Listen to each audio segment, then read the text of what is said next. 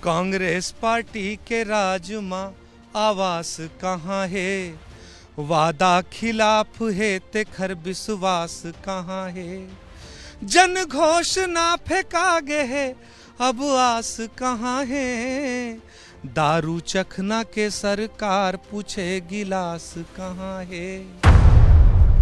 महिलाएं परेशान हो चुकी हैं। एक महिला की यहाँ हत्या हो जाती है, एक लाश मिलती है टेकारी ग्राम में। घोटालों की सरकार है, इस सरकार ने कोई काम नहीं किया है। एक काम करना जानती है, वो सिर्फ है घोटाला।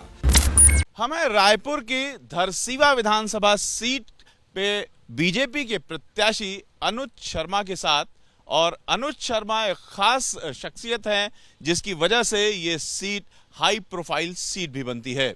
आपके बारे में बात करना चाहेंगे, आप राजनीति में कैसे आ गए, पहले क्या थे? देखिए, मैंने 25 साल तक छत्तीसगढ़ की कला संस्कृति, सिनेमा, यहाँ के परंपरा रीति रिवाजों को लेकर काम करता रहा। और आपके लाइफ में ऐसा लगता है कि आप जो काम कर रहे हैं उसका दायरा आप हमेशा बढ़ाना चाहते हैं। सार्वजनिक जीवन में तो मैं था, लेकिन एक कलाकार के तौर पर मेरी एक सीमा थी। मैं उसके बाहर छत्तीसगढ़ की जनता के लिए काम नहीं कर सकता। छत्तीसगढ़ की फिल्मों में आप रहे ज़्यादातर? जी, मैंने 40 फिल्में की हैं। मेरी बहुत सारी फिल्में सुपर डुपर हिट रही। मैंने मंची कार्यक्रम दिए हैं, मैंने देश विदेश में परफॉर्मेंसेस किए हैं। और यहाँ की जो कला संस्कृति की जो परंपरा रही है उसको लेकर मैंने जो काम किया। छत्तीसगढ़ की जो भाषा है छत्तीसगढ़िया, उस पर भी आपका काम है? जी जी, मैंने जब राजनीति में प्रवेश किया तो मैंने एक बात कही थी कि मैं छत्तीसगढ़, छत्तीसगढ़ी और छत्तीसगढ़ियों के लिए राजनीति में आया हूँ। और सब ये काम करता रहा। 9-10 साल पहले भारत सरकार ने इतना बड़ा सम्मान भी दिया, पद्मश्री जैसा। तो कुल मिलाकर ये रहा कि सम्मान की वजह से बीजेपी में आ गए? नहीं, ऐसा नहीं। मैं जब मुझे मिला था तब कांग्रेस की सरकार थी, तो ऐसा बिल्कुल भी नहीं। फिर भी कांग्रेस को छोड़ दिया? नहीं, ऐसा नहीं है। तब यहाँ पे राज्य में बीजेपी की सरकार थी। अब तो सवाल है कि बीजेपी क्यों? बीजेपी इसलिए क्योंकि बीजेपी धारा 370 हटाने की ताकत रखती है। बीजेपी इसलिए क्योंकि राम मंदिर की लड़ाई लड़ना जानती है। बीजेपी इसलिए क्योंकि ट्रिपल तलाक हटाना जानती है। बीजेपी इसलिए क्योंकि वो गरीबों के लिए मकान बनाना जानती है। बीजेपी इसलिए क्योंकि हर घर में पानी पहुंचाना जानती है। बीजेपी इसलिए क्योंकि हर घर में शौचालय बनाना जानती है। आप बीजेपी। और भूपेश बघेल क्यों नहीं? भूपेश बघेल इसलिए नहीं क्योंकि हम लोग देश के लिए काम करने वाली पार्टी के लिए काम करते हैं, परिवार के लिए काम करने वाली पार्टी के लिए काम नहीं कर सकते। तो धरसीवा विधानसभा सीट पर आप जब चुनाव के लिए वोट मांगने जा रहे हैं तो क्या कह रहे हैं लोगों से? देखिए, हमारे क्षेत्र में बहुत बड़ी बड़ी समस्याएं हैं। पिछले 5 सालों में इस क्षेत्र में कोई विकास नहीं हुआ। आप किसी भी गांव में जाइए, आप पूछिए कि आपके गांव में क्या विकास कार्य हुआ है, आपके यहाँ जनप्रतिनिधि कितनी बार आए, तो आपको तुरंत जवाब मिल जाएगा। कोई विकास का काम नहीं हुआ। शराब की तो नदियां बह रही हैं, हर गांव में शराब की भट्टी है और हर गली में कोचिया घूम रहा है अवैध शराब लिए। महिलाएं परेशान हो चुकी हैं। एक महिला की यहाँ हत्या हो जाती है, एक लाश मिलती है टेकारी ग्राम में, जहां आपके जिला पंचायत के अध्यक्ष रहती हो, जहां पर आपके विधायक रहते हो। उस गांव में एक महिला की लाश मिलती है, उसको आइडेंटिफाई आज तक नहीं किया जा सकता। आप यानी जो महिलाओं की जो दशा है और जो नशे का कारोबार है वो बहुत बड़े तौर पर चल रहा है। दूसरी चीज़, ये इंडस्ट्रियल एरिया है, यहाँ पर जो लोकल टैलेंट्स हैं उनको वो स्थान नहीं मिल रहा है उन फैक्ट्रीज में जो मिलना चाहिए। वो भी एक बड़ी लड़ाई है। ऐसी बहुत सारी समस्याएं हैं। एक क्षेत्र में गरीबों को मकान नहीं मिला। आप देखेंगे गौठानों का हाल, देखेंगे हाल बेहाल है। तो घोटाले पे घोटाले। गरीबों को मकान नहीं मिला, ये एक बड़ी समस्या देखने में आ रही है अलग अलग जगह पर हम जा रहे हैं तो। जी बिल्कुल, इस सरकार ने गरीबों को मकान नहीं मिलने दिया। आप नल जल योजना को देखिए, जितने घरों में नल जल का पानी पहुंचना था वो पहुंच नहीं पाया आज तक। जबकि मोदी जी जिस तरह से कृतसंकल्पित हैं कि हर घर में स्वच्छ पानी पहुंचे, उसको इस सरकार ने उसको प्रॉपर इम्प्लीमेंट में नहीं लाया। केंद्र सरकार की जो आवास योजना है वो यहाँ पहुंच रही, वो भी नहीं पहुंच पाई है। वही तो कहना चाह रहा हूँ, उस रफ्तार को इन्होंने रोक दिया। इन्होंने अपनी फंडिंग रोक दी, इनका जो शेयर था इन्होंने दिया नहीं, इसलिए गरीबों को मकान नहीं मिल पाया। इसलिए मोदी जी ने कहा है कि हमारा मुख्यमंत्री बनते ही सबसे पहली फाइल होगी जिसपे गरीबों को मकान मिले, ये बात सुनिश्चित किया जाएगा, तब हमारा मुख्यमंत्री घर जाएगा।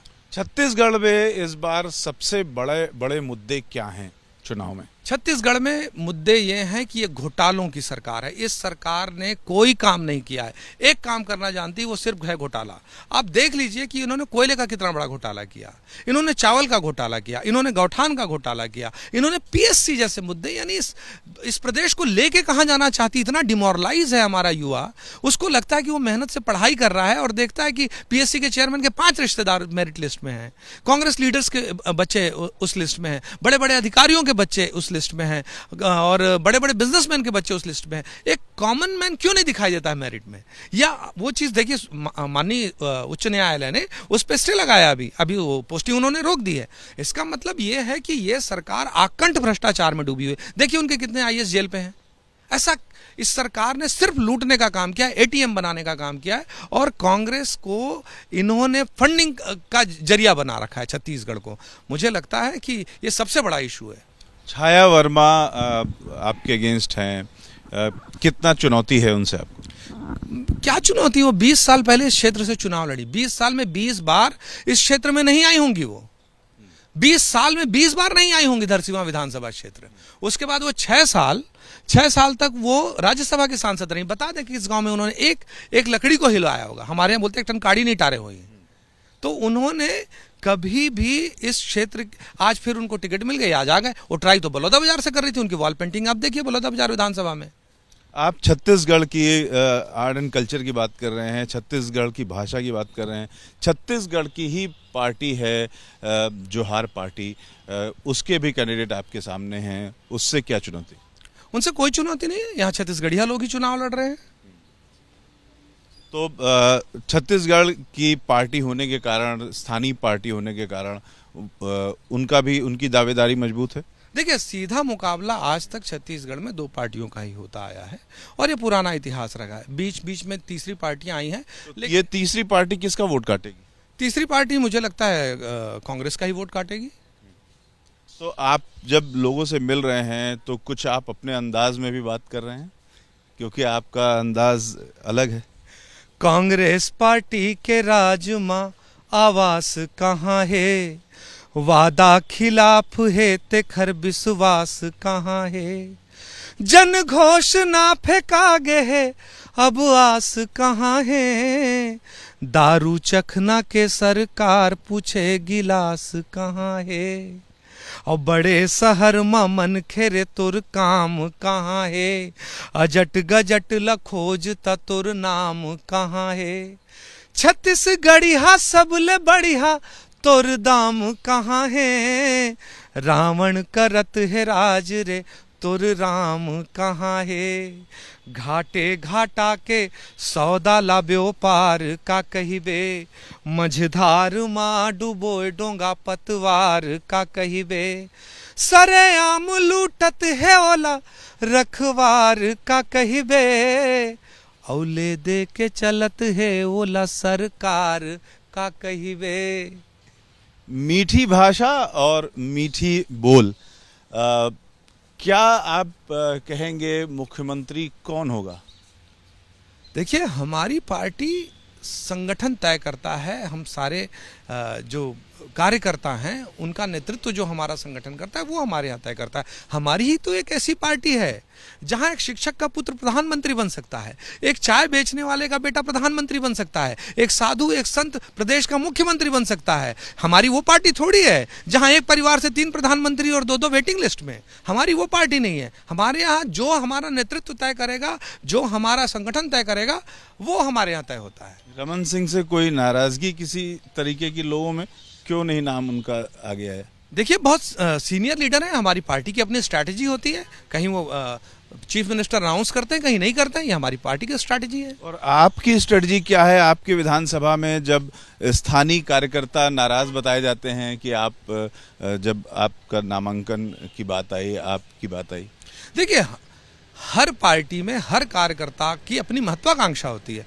उनको टिकट मांगने का हक होता है, लेकिन भारतीय जनता पार्टी ऐसी पार्टी है जिसमें अपनी बात रखने का हक हर किसी को होता है, लेकिन वो अंत में पार्टी के नेतृत्व ने और पार्टी के संगठन ने जो तय किया है उसका समर्थन करते हैं। देखिए हमारे साथ जितने लोग हैं, हमारे जितने भाई थे जो टिकट की दावेदारी कर रहे थे, आज सभी काम पे लग गए। आपके मीठे बोल काम कर गए? नहीं, हमारे नहीं, हमारी पार्टी का संगठन काम करता है। हम सब आपस में एक परिवार के सदस्य हैं। घर में सबको अपनी अपनी ज़रूरत, अपनी अपनी मांग रखने का हक होता है और इस बात का मैं सम्मान करता हूं। लेकिन जब पार्टी नेतृत्व ने हमारे तय कर दिया, जब हमारे पार्टी के संगठन ने तय कर दिया, हम सब मिलकर काम करते हैं। तो आप जीतेंगे, ये कितने कॉन्फिडेंस से आपकी आवाज निकलेगी? मेरी 100% आवाज निकलेगी। हम जीतेंगे, 100% जीतेंगे और प्रचंड बहुमत से जीतेंगे, क्योंकि धरसींवा की जनता ये जान गई है कि उनको काम करने वाला जनप्रतिनिधि चाहिए। वो मतलब से आने वाले जनप्रतिनिधि नहीं चाहिए जो कि 20 साल पहले चुनाव लड़ते हैं और क्षेत्र को भूल जाते हैं, राज्यसभा के सांसद होते हैं और काम नहीं कर पाते हैं, एक काम नहीं करते हैं क्षेत्र का। ऐसा जनप्रतिनिधि थोड़ी चाहिए धरसींवा के लोगों को। जनप्रतिनिधि चाहिए युवा, ऊर्जा के साथ काम करने वाला, 24/7 काम करने वाला। एक वाकई युवा को बहुत बहुत शुभकामनाएं। Ravikant, ABP news, Raipur.